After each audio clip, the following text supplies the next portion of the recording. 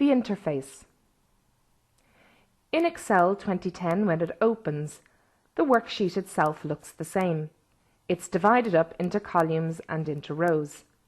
And when we click on an intersection, we have the cell, and it highlights the D and the 8 to show me exactly the cell that I'm in. Down below we also have the sheet numbers, and by default you'll get 3 sheets in each workbook.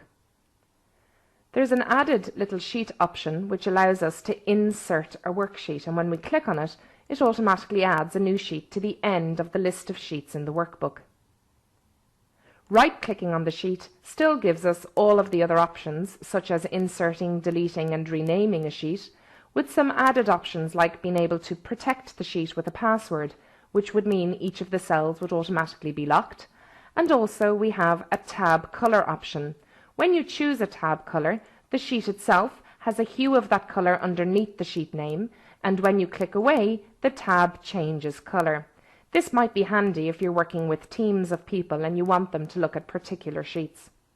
Clicking on that sheet again, I right-click, go into Tab Color, and there's an option for me to turn off the color in the No Color option.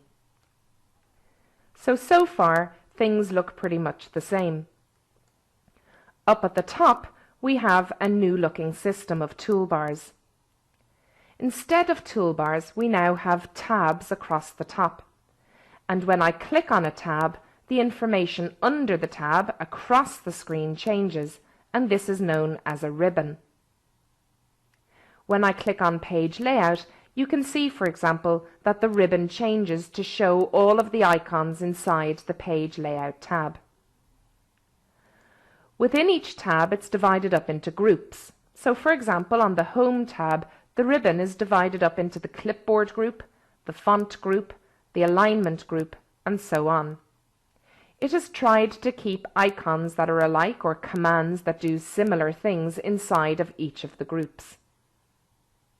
At the corner of some of the groups, it allows you to click and open up the window dialog box that you may be used to from 2003. Clicking on the X will close the dialog box down. Also on the top of the page we have a quick access toolbar that currently has Save, Undo and Redo. They are the 3 icons that are there by default. We'll look at customizing this in the next lesson. One button that's a little bit different is over here on the far right hand side.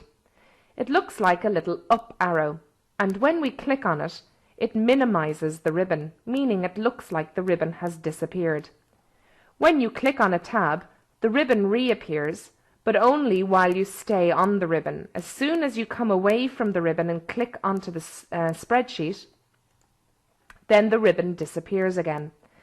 If you find that this is happening, and you don't want it to happen, go back over to the far right, and now you will see a down arrow. The down arrow will expand the ribbon and leave it anchored at the top of the page again.